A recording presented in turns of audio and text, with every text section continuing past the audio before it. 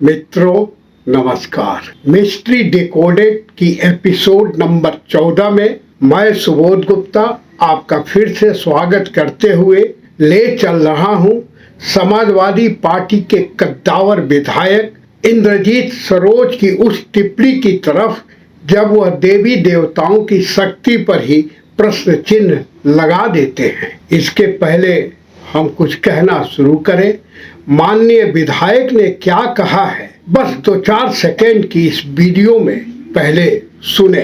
हमारे देवी देवता इतने ताकतवर नहीं थे जो पहला मुस्लिम शासक जो था वो मोहम्मद गोरी था जो है, तो यहाँ के देवी देवता या भगवान क्या करते रहे जो है, श्राप दे देना चाहिए, मुसलमान भस्म हो जाते, मर जाते जो है। अब देवी देवताओं ने श्राप क्यों नहीं दिया तथा देवी देवताओं की मूर्तियों में क्या कोई अदृश्य अलौकिक शक्तियां होती हैं कि नहीं, इसका तो सटीक उत्तर सनातन धर्म का कोई ज्ञानी कथावाचक महामंडलेश्वर जगत गुरु शंकराचार्य ही दे सकते हैं। लेकिन लगता है विधायक जी ने इतिहास का ठीक से अध्ययन नहीं किया है, क्योंकि इतिहास के पृष्ठों से ही ज्ञात होता है कि देवी देवताओं की श्राप से मंदिरों को खंडित करने वाले एक एक आक्रांता के साथ क्या हुआ था। जो हमारी शोध आखिर कौन था हेमू अंतिम हिंदू सम्राट में उन्हीं आक्रांताओं के लफ्जों में ज्यों का त्यों वर्णित है। खैर, माननीय विधायक ने अपनी टिप्पणी से जाने अनजाने एक अति संवेदनशील विवाद का जन्म दे दिया है। देवी देवताओं की शक्ति पर माननीय विधायक इंद्रजीत सरोज कोई टिप्पणी करने से पहले अपनी ही पार्टी के सुप्रीमो माननीय अखिलेश भैया से ही पूछ लेते कि देवी देवताओं की मूर्तियों में सचमुच कोई शक्ति होती है क्या। सनातन की जगह शायद बौद्ध धर्म में अपनी गहरी आस्था रखने वाले माननीय विधायक जी को शक्तिशाली चीन और जापान के अलावे विश्व के अन्य लगभग 18 देशों से यह सवाल करना चाहिए कि भगवान बुद्ध ने ही श्राप क्यों नहीं दिया, जब अफगानिस्तान की बामियान घाटी में स्थित हजारों साल पुरानी 2 स्मारकीय बौद्ध मूर्तियों को तालिबानियों ने सन 2001 में विस्फोट करके उड़ा दिया था। खैर, कुछ ही सही, लेकिन तालिबानियों को अब यह समझ में आ गया है, इस ध्रुव सत्य को समझ चुके हैं कि खंड खंड में भी अखंड बुद्धत्व है। बुद्ध तब भी शांत थे, बुद्ध आज भी शांत है और बुद्ध कल भी शांत रहेंगे। और सनातन ऋषियों द्वारा बताए गए अनेक मार्गों में एक मार्ग बुद्धम शरणम गच्छामि भी सरल और शाश्वत है।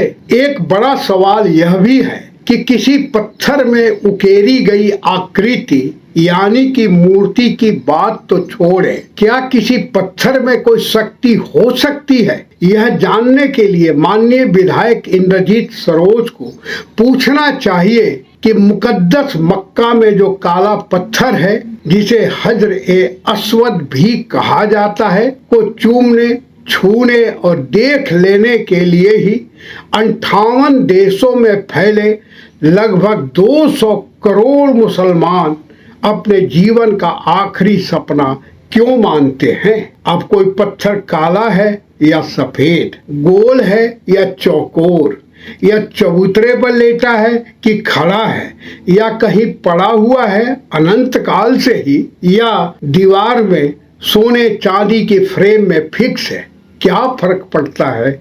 विधायक जी को जरूर बताना चाहिए। हालांकि मूर्तियों में, मंदिरों में क्या भगवान होते हैं? इस विषय पर बड़ी ही तथ्यात्मक जानकारी हमने अपने एपिसोड नंबर 6 में दिया है, जरूर देखिएगा। खैर, आशा है विधायक जी को मुस्लिम जगत के मुअज्जज सितारे जनाब जाकिर नाइक की इस वीडियो को देख शायद कोई तसल्ली हो जावे।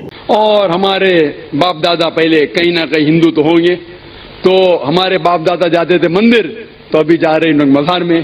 खैर, मुकद्दस मक्का में क्या कोई शिवलिंग है? मुसलमानों द्वारा ही दिए गए प्रमाणों के आधार पर हमने अपनी शोध आखिर कौन तहेमू अंतिम हिंदू सम्राट में सिद्ध किया है, तथा आगामी किसी वीडियो में भी प्रमाण के साथ बताऊंगा। बस चैनल को सब्सक्राइब कर देखते रहिएगा। माननीय विधायक से एक सवाल यह भी है कि लगभग 250 करोड़ ईसाइयों से ही क्या पूछा था कि लाखों लाख चर्च में खड़े जीसस की मूर्तियों में कोई शक्ति है कि नहीं? साथ ही अरबों लोग भी बता सकते हैं कि आखिर इन मूर्तियों में किसी अदृश्य अलौकिक शक्ति का कोई अनुभव होता है कि नहीं? बता सकते हैं कई धर्मों के वो करोड़ों करोड़ लोग कि शिरडी के साईं बाबा पत्थर का कोई बुत है या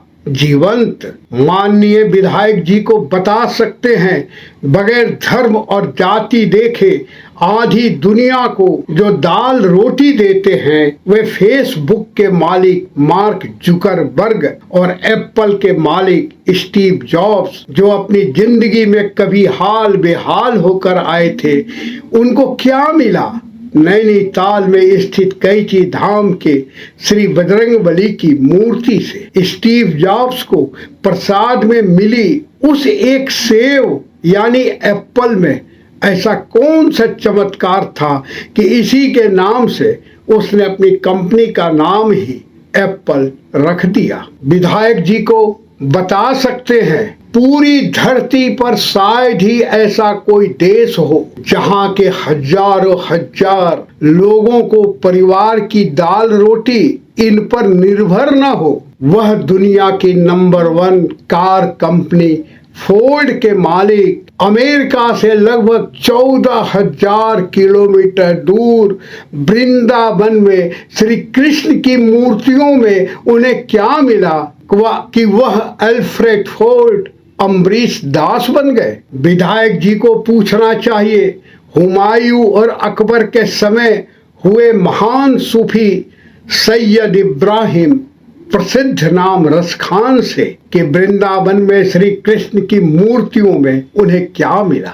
अपनी धार्मिक धरोहर ग्रंथ प्रेम वाटिका में उन्होंने यह क्यों लिखा कि मानुष हों तो वही रस खाने बसों ब्रज गोकुल गांव के ग्वारण? हुमायूं के ही काल में मीराबाई को मेवाड़ में तो चैतन्य महाप्रभु को जगन्नाथपुरी स्थित श्री कृष्ण की मूर्तियों में क्या मिला? बैरम खां के पुत्र अब्दुल रहीम को आज से 500 वर्ष पहले श्री राम और श्री कृष्ण की मूर्तियों से तो लगभग 300 वर्ष पहले मुस्लिम बादशाह बालबेग के पुत्र सालबेग को जगन्नाथपुरी के श्री कृष्ण की मूर्तियों में क्या मिला? अभी हाल फिलहाल में लगभग 50 वर्ष पहले स्वामी प्रभुपाद को वृंदावन में क्या मिला? विधायक जी को अपने ही हृदय से पूछना चाहिए कि परमहंस रामकृष्ण और मानव सभ्यता के इतिहास में हिमालय की तरह दिखने वाले अद्भुत प्रखर प्रज्ञावान स्वामी विवेकानंद ने कोलकाता की काली में कोई शक्ति देखी भी थी कि नहीं? विधायक इंद्रजीत सरोज को पूछना चाहिए उन हजारों हजार बहनों से जो विश्व के सर्वाधिक विकसित अनेक देशों से आकर अपना धर्म भी छोड़ते हुए वृंदावन में श्री कृष्ण की पटरानी किया 52-5300 वर्ष बाद भी उनकी मूर्तियों तक की दासी बनने के लिए ताउम्र क्यों लालायित रहती हैं? आखिर श्री कृष्ण की मूर्तियों में क्या शक्ति है? बता सकते हैं वे लाखों लाख युवा जो अपना देश और अपना धर्म छोड़कर काशी हरिद्वार ऋषिकेश में ही अपना अंतिम सांस क्यों लेना चाहते हैं, वो भी महादेव के आगे प्रेयर कर? सम्मानित विधायक जी, यूं तो उदाहरण बहुत हैं और यूं तो इसका सटीक जवाब कोई जगत गुरु महामंडलेश्वर सनातन धर्म का ज्ञानी ही दे सकता है कि क्या सभी मंदिरों में, सभी मूर्तियों में ईश्वर का वास होता है, उनमें कोई शक्ति होती है। लेकिन विधायक जी, इस धरती पर कुछ अद्भुत मंदिर जरूर हैं जहां हो रहे अविश्वसनीय, अलौकिक, अद्भुत चमत्कार गवाही देते हैं कि अंदर बैठा हुआ भगवान पत्थर का नहीं बल्कि सर्वशक्तिमान है। विधायक जी, जमीन और समुद्र में समा गई हजारों लाखों वर्ष पुरानी मानव सभ्यताओं के अवशेषों में जो शेष है वह विशेष भी इस बात की गवाही चीख चीख कर देता है कि पूरी पृथ्वी पर कभी सनातन धर्म ही था। हमने अपनी शोध आखिर कौन था हेमू अंतिम हिंदू सम्राट में अनेक प्रमाण दिए हैं और सिद्ध किया है कि कोई 4-5 हजार वर्ष पहले तक पूरी पृथ्वी पर सिर्फ देवी और देवताओं की ही पूजा हुआ करती थी। ऐसा कोई देश नहीं, पृथ्वी का ऐसा कोई भूभाग ही नहीं, इस भूगोल के अंदर को ऐसा कोई खंड ही नहीं जहां की गहराइयों में हजारों फीट गहराइयों से हजारों हजार साल पुरानी देवी देवताओं की मूर्तियां निकली हो। ऐसा कोई देश नहीं है। प्रमाण के लिए सिंधु घाटी, मोहनजोदड़ो, राखीगढ़, डींग अनेक उदाहरण हैं। लेकिन कोई 2.5 वर्ष पहले रियाद के पास अल्फा साइट पर पाई गई 8000 वर्ष पुरानी खुदाई के दरमियान मंदिरों के अवशेष मिले हैं जो गवाह है कि अरब में भी सनातन धर्म का एक महत्वपूर्ण केंद्र था। जो इस्लाम मूर्ति पूजा का विरोध करता है उसी की जमीन की गहराई से ये मूर्तियां मिली, मंदिर मिले। काबा के आसपास 360 मूर्तियों का मिलना इस बात का प्रमाण है कि वहां के लोग भी मूर्तियों की पूजा किया करते थे। विधायक श्री इंद्रजीत सरोज, जब आप कहते हैं कि मोहम्मद गोरी पहला आक्रमणकारी था तो आप गलत हैं, क्योंकि पहला आक्रमणकारी मोहम्मद बिन कासिम था जो अरब से आया था वर्ष 711 में, सिंध पर आक्रमण किया था। पूरे सिंध के अंदर कितने हजार मंदिरों को तोड़ा, मूर्तियों को तोड़ा, कितने हजार हिंदुओं का कत्ल किया, कितने हजार हिंदुओं को गुलाम बना करके अरब लेके गया। एक एक का आंकड़ा उन्हीं आक्रांताओं की जुबानी लफ्जों में हमारी शोध आखिर कौन था हेमू में उद्धृत है। आज बस इतना ही। यदि मेरा प्रयास अच्छा लगा हो, शेयर सब्सक्राइब करते रहिएगा। जल्द ही मिलते हैं अगली किसी विषय पर, सनसनी पर। तब तक के लिए जय हिंद, जय समाजवाद, जय सनातन।